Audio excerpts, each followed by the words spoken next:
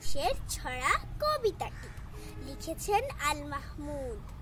ফেব্রুয়ারির 21 তারিখ, দুপুর বেলা রক্ত বৃষ্টি নামে। বৃষ্টি কোথায়?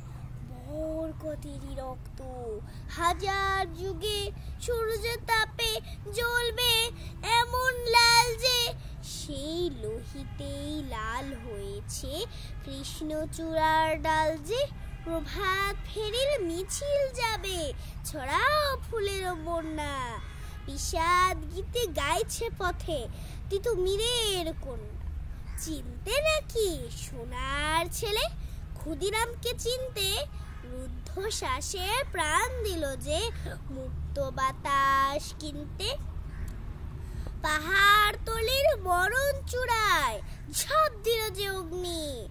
ফেব্রুয়ারির শোকের বসন করল তারি ভগ্নি।